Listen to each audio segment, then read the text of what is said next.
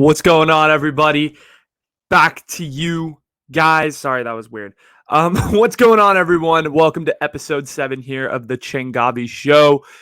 Today, as usual, we're kind of going all over the place, and it's going to be a fun show. A lot of stuff happened this week, particularly in the music world with Kanye West dropping his album. So we're going to talk about that. We're going to talk a little bit about some of our diversity icons and how maybe we've overrated them, or have we? I don't know. Let's answer that question later.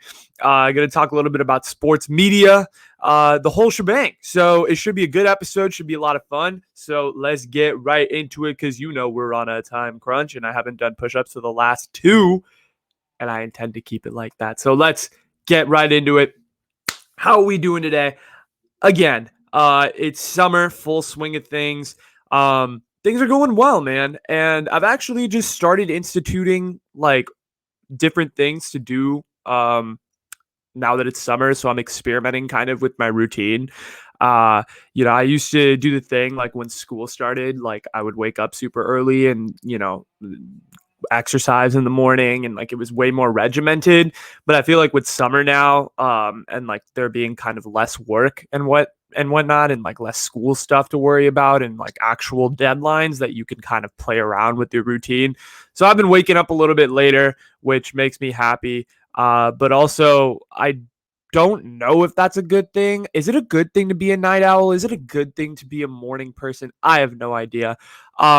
But yeah, did the Afghanistan show last week. I saw a lot of you guys showed a lot of love for it. I really appreciate everything that you guys have done promoting the episode. People really seem to enjoy the clips I put out and all of the stuff on TikTok. So really love that. Thank you guys. It's an issue that's very important. I think, and I had a lot of fun making it, and I had a lot of fun kind of learning about it. I also finished reading The Kite Runner, so going to be more content on that a little later this week. But I have a question. Do you guys want to see more of these like current event type episodes? Was that something that you guys really liked, where I kind of delved in completely into a topic and talked about kind of all of the different angles? Was that something you guys appreciated? Was that something that you guys found stupid? Let me know, like whatever opinion it is, feel free, hit me up in my DMs, comment on this YouTube video, whatever it is that you guys feel, definitely do let me know. Honestly, I'm I'm just throwing shit at the wall and seeing like what sticks and seeing what people like, seeing what people don't like. So that way I can kind of make content that I like, but at the same time make content that the people want to watch and they find entertaining, because if you guys don't find it entertaining, I can't make money off this eventually. It's not like I'm making any money now. I'm making zero money off this podcast. I want to make that very clear. But yeah, I'm just kind of throwing shit at the wall and seeing what sticks. But yeah, I did really, going back to the Afghanistan episode, like I really enjoyed digging into that topic and really learning a lot about it from all sorts of different lenses, because it is something that I think does need to be talked about. And not only that, but also I just found it like fascinating. Like when you look at a news issue, I feel like when a lot of us scan headlines on Apple News or CNN or MSNBC or Fox or wherever the fuck you get your news from, you're just looking at headlines. You're looking at one side of the story. But what I realized, like really diving into this Afghanistan issue, is there's at least 15 different points of view on this, right? I mean, you have the people living in Afghanistan. You have the soldiers' point of view. You have the government's point of view. You have the Afghani government's point of view. You have the Taliban. Like I can go on and on and on, and everyone has their own different perspective with their own biases. And I think it's cool to like dig into that and really, kind of figure out like the true story. I'm not saying you can figure out like the exact truth, because that's the thing, right? Is what is truth? And that leads to a whole philosophical debate, which I could, talk for hours on. But it was really cool to be able to like fully dig in to a story like this. And I hope you guys enjoyed it as much as I did. So yeah, that's what I'll say about that Afghanistan episode. And thank you for all the love that you guys showed me. It really means a lot. Definitely was something that was much appreciated. But on a personal note, I'm doing good. Things are vibing. It's summertime. It's the end of summer. So everybody's leaving, which is unfortunate. But your boy has more time to focus on you guys. I got a date with my podcast crew, And let's get right into this first topic because we're talking all things sports media today. Shout out to my boy Grant Cohn, who I interviewed on episode 9. Actually, real quick shout out, reading his dad, Lowell Cohn's book that he wrote, I believe it was about a year ago. It's called Gloves Off. Been reading this the last couple of days. Absolutely love it. It is fantastic. 100% recommend reading this book. Even if you don't like sports, it's a type of book that's just, it's written in such a nice style. At least I like the style it's written in. I love how it's just little short essays and not like a full book. And I love the structure of that. I'm a big fan, and I look forward to continue reading the book. And it should be fun. So that was my little quick shout out. And I'm definitely going to do a topic on it at some point when I finish it. But yeah, great book. And it's about sports writing and, Lowell covered teams in the Bay Area for 40 years. So that's pretty cool. But let's talk about the current sports media landscape. So Kevin Durant and Draymond a couple of weeks ago did an interview together. Draymond conducted it. And basically it was the both of them in a room kind of like rehashing their issues, while they were teammates with the Warriors. Obviously it's well documented that they fought during a particular game against the Clippers. And things were basically pointed to that event. And basically at that, like when they fought, it was basically like, media started speculating at that point that Kevin Durant was going to leave the Warriors, and he eventually did that offseason for the Nets. So basically that was brought back to life when Draymond Green asked and posed the question of like what really went down during that fight. Kevin Durant and Draymond were very honest, first of all, two people who are very honest in the media, which, I mean, they're both like journalists' dreams in a lot of the sense, because you're giving journalists sound bites to post on Twitter and send to the fans who had a frenzy with it. And basically they both talked about how they thought the Warriors front office and the coaching staff handled it poorly, and how it was blah blah blah, and it was basically like turned into this whole thing where the Warriors front office and management looked horrible. Which, yeah, I mean, I'm not the biggest fan of the front office, as many people know. And the coaching staff is a little suspect to, I did like Steve Kerr, but this season, it was a little but that's all about basketball. We're talking about sports media. So how did this interview like change the landscape of sports media? Are we going to see more stuff of players just having like one-on-one conversations with each other? I've noticed this trend of like players basically going and kind of putting their own truth out on the internet. It's not necessarily that they're putting out like or they're waiting for some journalist to be a middleman to put out an interview, but they're putting out content themselves. I mean, look at Instagram lives. Like Deebo Samuel, for example, who's a wide receiver on the Niners this offseason, would basically just like have other players go on his Instagram live and not interview them, but they would have like casual conversations in a very casual setting, and it would deliver quotes. Sports media is kind of turning into something that I feel like the players are trying to monopolize. I mean, not monopolize, but I mean, you look at Naomi Osaka and all the complaints, or not the complaints, but all of the things that she said about the press, and how like press conferences cause her anxiety. And you have to think about that eventually. I feel like with this upcoming generation of athletes who were raised in a society where mental health is prioritized, you're going to start to see maybe less and less of this, 30 reporters on one athlete type scenario, and more so of these intimate one-on-one conversations with athlete on athlete, where I feel like it's a win-win for journalists too, because journalists aren't necessarily getting the best responses from these press conferences. Yeah, you'll get a gold nugget once in a while, but are you getting the best content from these press conferences when you have press conferences with athletes? Oftentimes they're pre-prepared answers. It's like, oh, the opponents we're playing are tough. They fly around the field. They tackle hard, they play hard, and they compete till the last second. Like, that's some fucking bullshit that you hear everywhere. Like, it's a canned response, but like you saw but if you guys haven't seen it, go watch the interview with Kevin Durant and Draymond. It was so unfiltered. It was so real. And it was because of the fact that they're teammates, that they have familiarity with each other, that they can relate to one another because they're both athletes that played for the same team. Like that got the quotes out there. That got the relatability out there. You see Kevin Durant in a press conference would have never said half that shit. That's what I'm trying to say is the sports media landscape changing in that are we going to see more of these one-on-one player interviews? Because that's been cool. You started to see it a little bit now too, even with like the way that kind of like journalists are starting YouTube channels. I mean, like this that whole idea of like just constantly putting out content on like every little thing is definitely like changing the landscape. I feel like the old sports media, which is, I mean, kind of the book that I'm reading right now, kind of talks about like columnists and how, you know, you had to wait till the next day to hear like the reaction of journalists, right? So you had to wait till the Chronicle came to your door before you could read Lowell Cohn's column about the Giants or about the Warriors or whatever, right? Now everything is instantaneous. You go on Twitter during the middle of the first quarter of a football game, like you have 800 different takes on what happened on one play. That is ridiculous. That is crazy because that's technology. And I feel like we almost are seeing media change with the technology that is being presented. I mean, look at Grant and what he's doing with his YouTube channel. I mean, it's literally every single piece of like every single angle that you could possibly take with the Niners headline, Grant has tried, right?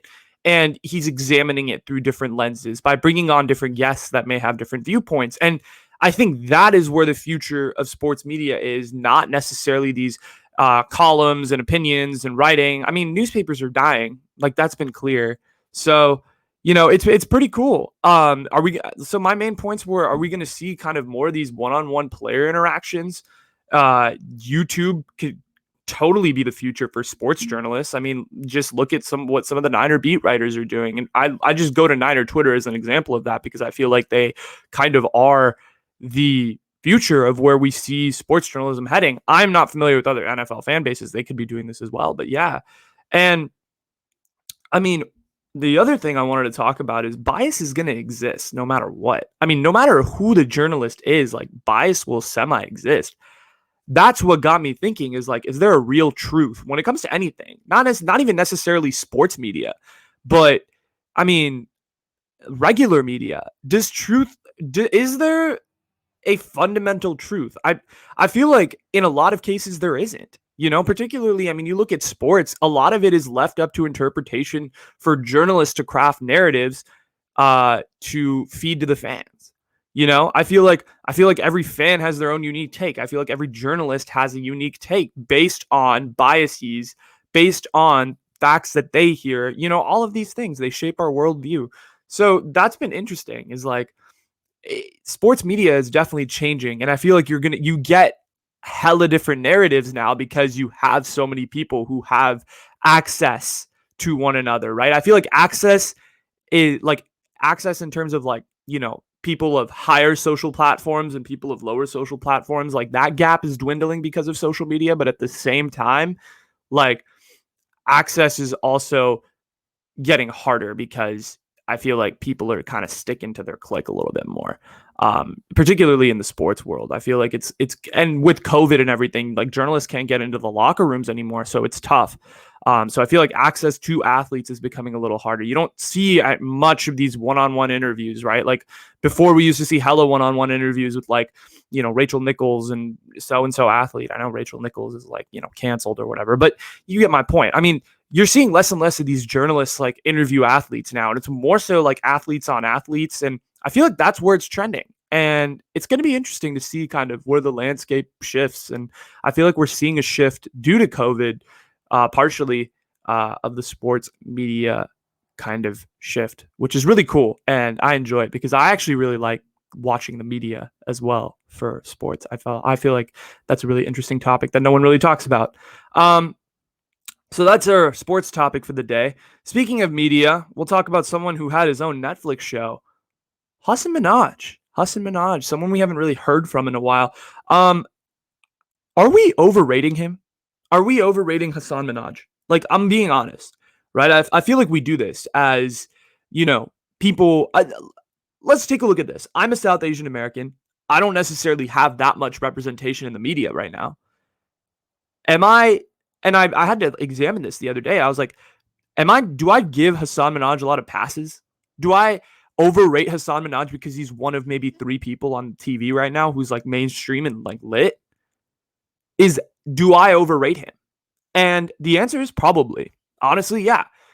That's why I'm making the same argument with Never Have I Ever. And I was like, and this is like my thought process is I was sitting there and I was like, okay, I make this argument with Never Have I Ever that we are overrating it because we're Indian. But I'm like, holy shit, we do the same thing with Hasan. Like, we literally are doing the same thing with Hasan Minhaj. We overrate him because of the fact that he's Indian and we give him a lot more passes. Despite that, let me list all the good things he's done. Homecoming King was great. I don't think that show is overrated. I actually think not enough people talk about it. You know, it was something that was popular way back in the day, like 4 or 5 years ago when it came out. But now, like, people are like, oh, it just kind of happened. But that's, the normal media cycle. But I do agree. Homecoming King is great. Homecoming King was fantastic. And he fully deserves all the praise he gets. Patriot Act, though?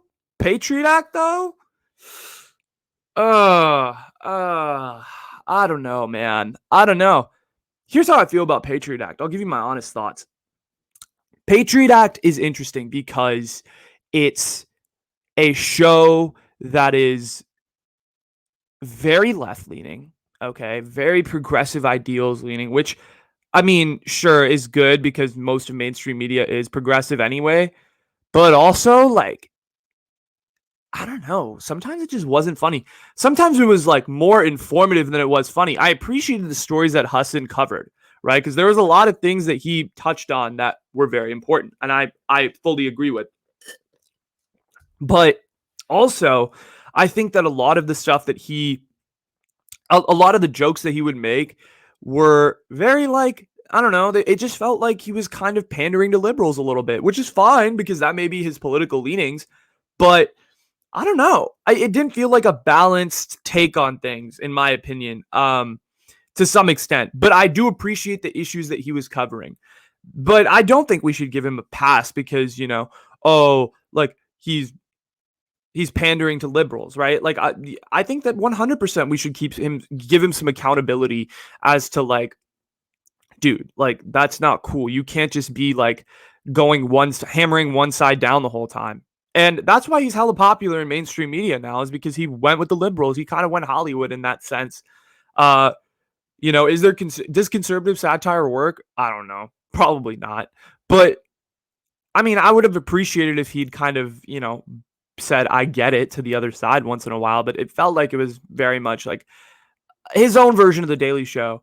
Do I appreciate what he's done for other comedians? Absolutely. Am I saying that he's bad? No, not in any means. I'm just saying that we as Daisies should not necessarily just go along with everything that he does. There are reports on Patriot Act that there are several women who basically reported that it was a toxic working environment. Is it due to Hasan Minhaj? We don't know that. But I think, that's like one criticism. I feel like we let a lot of things slide because these guys are our beacons of representation, but they should also be, criticized fairly, in my opinion, is how I feel about it. And that's why I'm saying, like, have we overrated Hasan Minhaj? The answer is maybe a little bit. Well, probably not a lot, but maybe a little bit. I have biases too. I let a lot of things slide with Hasan for a while. But I go back and I think about it and I'm like, maybe that's something that, wasn't necessarily the best. Maybe that joke was a little left-leaning. Maybe the whole show is a little left-leaning in general. But yeah, I mean, I'm still going to go see him live in San Francisco when he comes to do the King's Jester. Absolutely. I'll be there. So, it's not like I hate him. I don't hate Hasan Minhaj, and I don't mean to make this topic as like a hateful topic. I'm just saying that I feel like every ethnic group does this, because we have so little representation in Hollywood that we kind of latch on to our beacons of representation and think that they can do no wrong. When in reality, that they can. They're normal people. They're celebrities, and they shouldn't be, immune to criticism. That's my point. So that's all I'm going to say about Hasan Minhaj. Love him. I still really do like him. I do like a lot of his work, and I'm gonna see him in San Francisco, so that's gonna be exciting. Transitioning from Hasan Minhaj, I think there's, you know, Hasan Minhaj is not a one and done in Hollywood, but I was thinking about the one and dones in Hollywood. What I mean by one and dones are like the actors, the actresses who had that like one hella good show or one really good movie role that they're just kind of known for, and they just kind of dip off the surface of the earth after that. Um, and or they have like a period of time where they're in a lot of stuff, and then they just kind of go, ghost mode. So I was thinking about these people, right? Because I feel like there's a lot of these one and dones that don't get enough love. They don't get enough love, bro. A lot of these one and dones. I mean, they do good on their shows, and then I feel like they just kind of either move on to their families or move on to other projects, and various reasons. I 100% agree. But here's the thing. I think that more of these one and done should be like popular. I think more of these one and done should be like introduced like back into spin-offs. And I feel like we're kind of seeing that now. So like let me talk about some of the one and dones who have like the one show or movie. Kate Hudson, you remember her? She was in that movie with Matthew McConaughey, How to Lose a Guy in 10 Days. The movie was a massive hit. It was a rom-com, like, all over the fucking theaters in 2003. And then like Kate Hudson had like a couple more movies, and then she like kind of dipped. Like in 2021, is Kate Hudson relevant? Maybe not. Maybe she doesn't want it to be that way. I don't know. Right? Jennifer Love Hewitt, had one big role, I think, in the 90s, and then she turned down Robin and How I Met Your Mother, and then just kind of dipped. Jennifer Love Hewitt has not been the same. Alicia Silverstone had Cher and Clueless, and then she's been done. Meg Ryan had 2 rom-coms with Tom Hanks, Sleepless in Seattle and You've Got Mail, and then bye-bye. Hilary Duff had Lizzie McGuire and then dipped.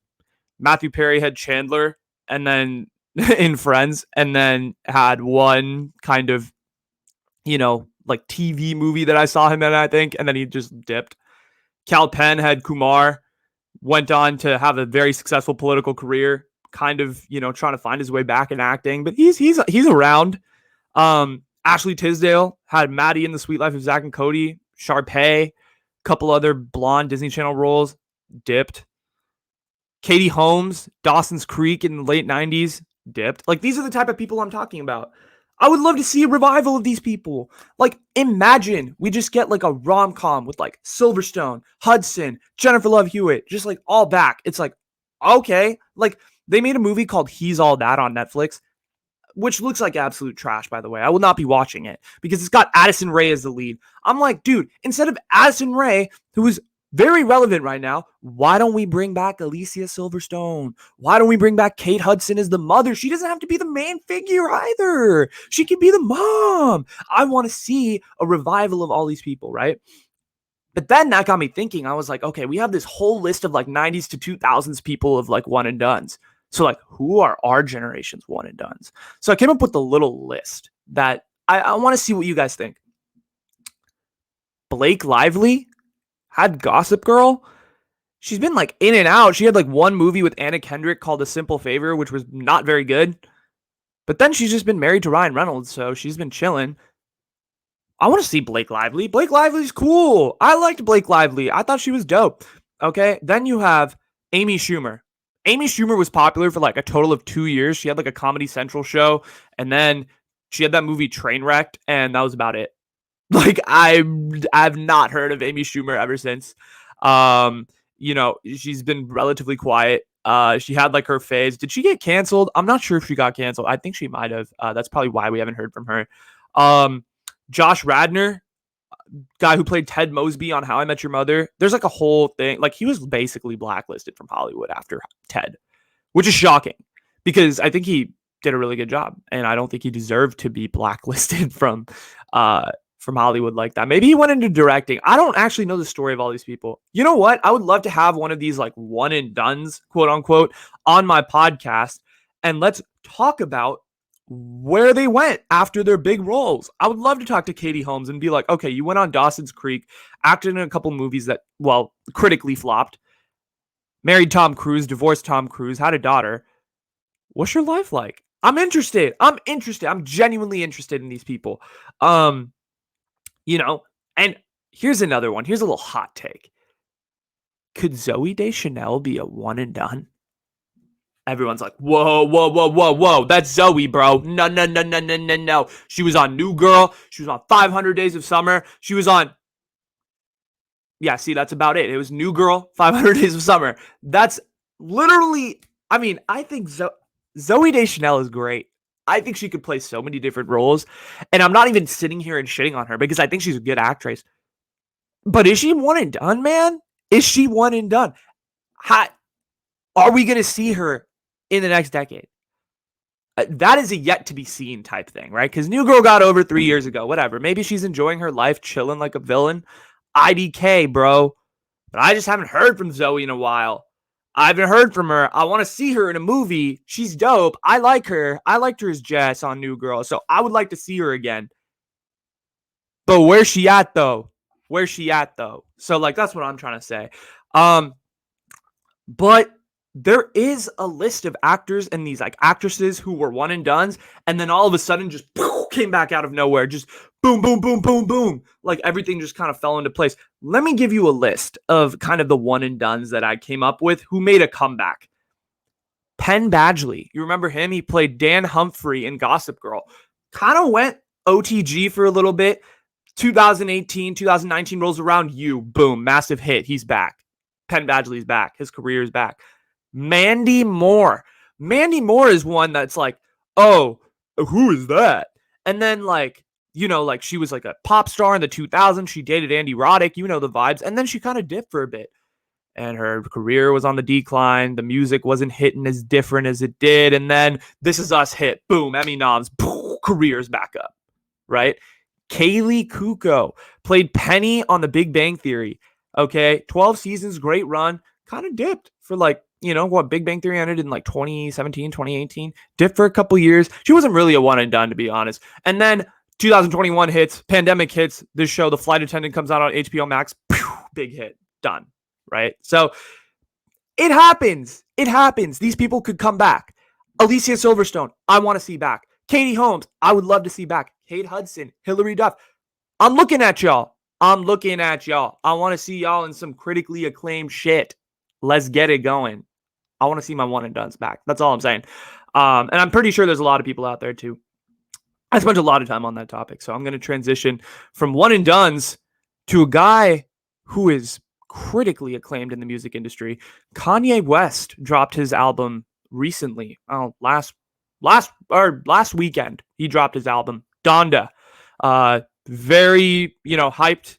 Everybody was waiting for it. Everybody was excited for it. Everybody wanted to see it and hear it. And it came out. And I thought I would give my take. And it's going to be a take that pisses off a lot of people. This album was, as the kids say it, mid. This album was mid. This album was a solid 5 to 6 out of 10, guys. I don't give a fuck. Okay? This was okay. And for Kanye standards, of 5 or 6 out of 10 for any other artist is like a 7, right? So but this is Kanye West. This is a guy who's supposed to be a pinnacle of the music industry. And he just released some very middle of the pack stuff. And people are going to defend Kanye and act like it's some art. And like, oh, it's named after his mom, which is great. I have no problems with that. But people are just going to go out there and defend it. And it's not that good an album. I'm sorry. It is not that good an album. I couldn't listen to the whole thing straight up because it was so hard to get through. All the songs were just wildly inconsistent. It was weird. It felt like he sounded like a grandpa in that he was trying to sound like the new age, but didn't necessarily sound like that new age rap and didn't do a very good job of it. It was weird. It was this whack kind of combination. It was, I haven't really looked into the symbolism behind the lyrics or any of that, but I'm going to be honest. It wasn't that good an album. And I wasn't that big a fan. A couple songs that I had some notes on. Jesus Lord is kind of the example that exemplifies how I feel about this album, this album was just misplaced emotions. I feel like I listened back to Graduation yesterday and I was like, okay, this album has the right amount of anger in it. I feel like Graduation has that slight edge to it where it's not like crazy edgy and like crazy Kanye angry, but it's not like, oh, happy, yay, life is so great, fucking Jason Mraz playing the guitar. Like, it's not like that. Like, Jesus Lord is the song that exemplifies Kanye's misplaced emotions. The song goes all over the place. It shows his like real emotional state, right? And it's a wildly inconsistent song, just like this album. This album is wildly inconsistent. There's highs. The Hurricane early in the album, great song. You know, uh, Believe What I Say, kind of middle of the album, great song. And then you have songs like Okay, Okay, where Kanye's basically just imitating J. Cole. Like, let's be honest, he's imitating Cole. Junior, where he has like one good Giannis bar that he repeats like 3 times, and there's a couple Drake disses in there, but he's just trying to sound like this, like he's trying to use this like new age flow that doesn't work for him. You're Kanye West, bro. Like, stick to what you're good at, and you're great at a lot of things, bro. Like, that's what I'm trying to say. Like, I don't know. 24 was whatever. Like, I didn't find Jail to be a particularly memorable song. It just wasn't a very good album in my opinion. For Kanye West standards. Like, I had to listen to Graduation to like kind of like realize why I love Kanye West so much. I'm glad I did. So, but yeah, absolutely. It's just a very whatever album.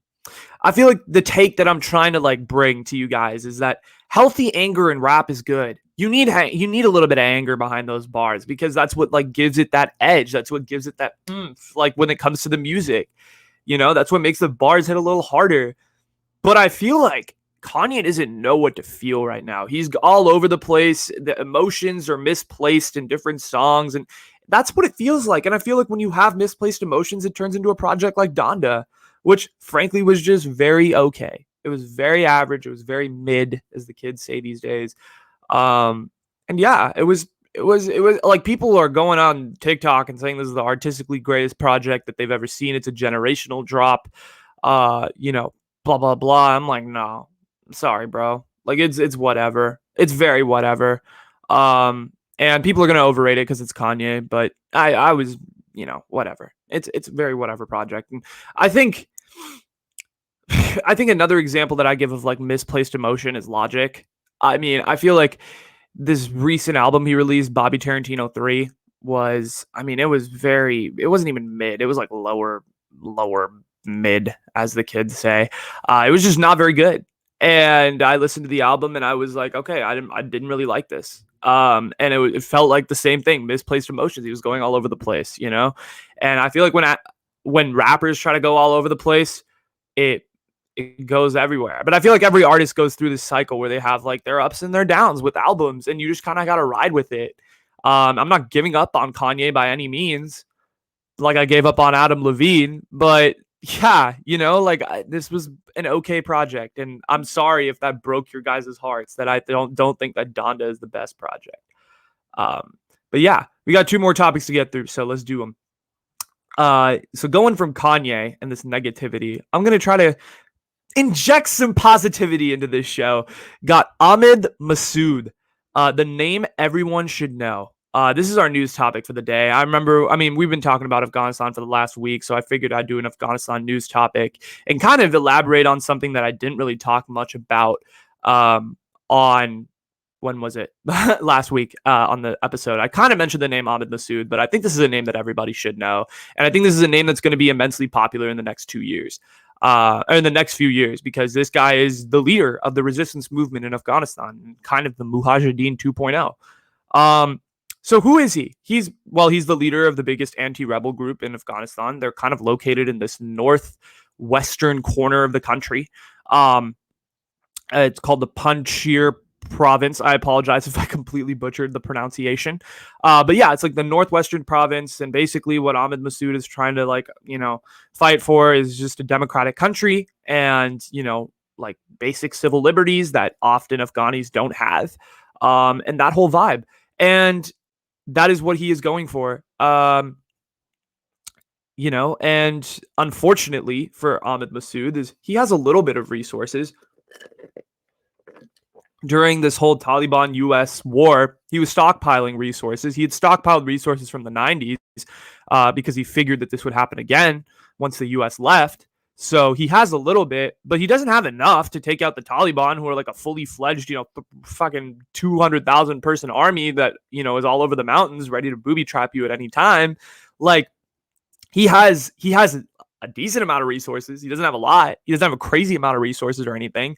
And so that's what it is like he's basically writing op-eds and like opinion editorials in all of these various newspapers. Like I'm talking like New York Times, like every like big publication in the United States and everywhere, like around the world, France, particularly France. He's writing these big op-eds basically begging people for help because he doesn't have the resources that right now to be able to take out the Taliban. And that's fair. I mean, that's really his only move at this point. Like you can't, what are you going to do? Like he's trying to recruit Afghanis, I guess. But a lot of them are skeptical of him because they saw what happened with the Mujahideen and what happened in that whole situation. And it wasn't great. And how the Mujahideen basically turned into a form of the Taliban. They're like, whatever, like we're just going to be in an infinite cycle of this. Do I believe in Ahmed Masood? Like I like to assume good intentions. Like I'd like to assume that if he ever, got the chance to take power in Kabul, like he wouldn't, resort to fucking terrorism. But does he have a democratic structure? I don't know. But is he the biggest leader of the rebels right now against the Taliban? Yeah, he is. And he's going to be the figure that's basically fighting and trying to sort of recruit help from all sorts of different places to get this, to try to take down this massive terrorist organization. And we'll see what happens. It's going to be tough, but we'll see what happens. And he is very polarizing. And I think his main goal right now is to get help from the French. That's his one thing right now in Afghanistan is getting help from the French because they have a prior relationship with him. And yeah, that's his plan. They have a prior relationship with his father, and there's like a street in France named after his father because he's a freedom fighter and stuff. So yeah, that's what Ahmed Masood is up to. And I think that's a name that you guys should know and do further research into. I thought I would just shine a little bit of light on it. And if you haven't checked out the Afghanistan episode, go check it out. It's really good. So we got one more topic left. Why is sports important to me? Okay, let's do this real quick. Sports. Why is it important to me? People ask me all the time. They're like, oh my God, Anuj, particularly at parties. Oh my God, you're so into sports. Oh, why? And I'm like, well, okay, here's the reason. I think I'm into sports because, primarily because of the entertainment and my computer's at 1%. So pardon this interruption.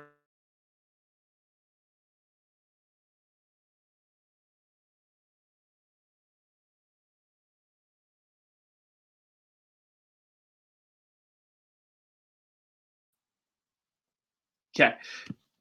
See that quick interruption? Okay, I think I'm into sports for a couple of reasons. I think the first reason that I'm into sports is because of the entertainment, like I was saying. Sports is just, it's this incredibly fascinating subject in that you have basically people who are, competing for their livelihoods.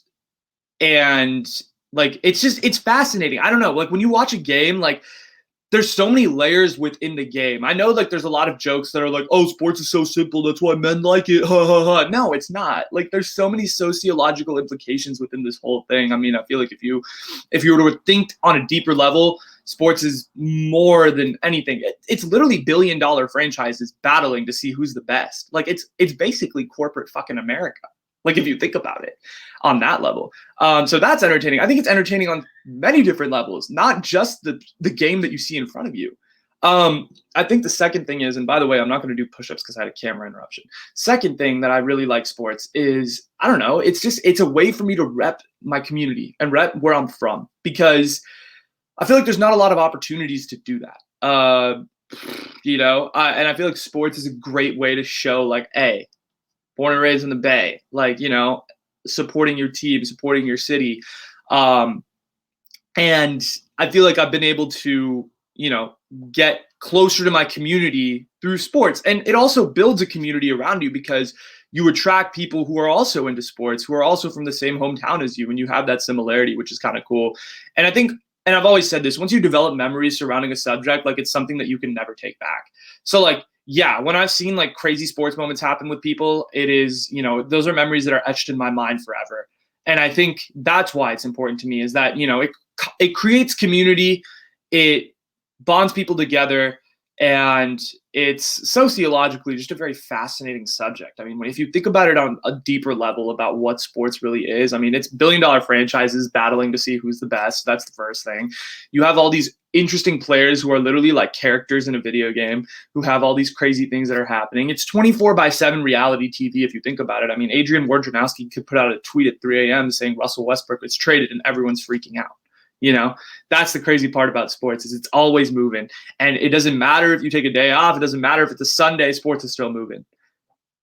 Kevin Durant signed with the Warriors on the 4th of July. That should prove that sports is always moving. And that's the coolest part about it, I think. And that's why I probably like it on a deeper level, rather than just, oh, yeah, it's a game and it's sick, and when Steph Curry hits a fucking three-pointer, I get a half chub. Like, yeah, I mean, there's that. But also, you know, there's these other things. So I think that's it for today. Thank you guys so much for tuning into the Changavi Show, episode 7 in the books. Hope you guys enjoyed this, the Kaepernick episode. Get it? Because 7. But yeah, hope you guys enjoyed the episode. Like and subscribe on YouTube. Follow me on Spotify. Follow me on Apple Podcasts. You know the deal. You know the vibes. All right, that's all I got. I'm going to leave y'all with that. Okay, peace out. Have a great day, guys. Peace.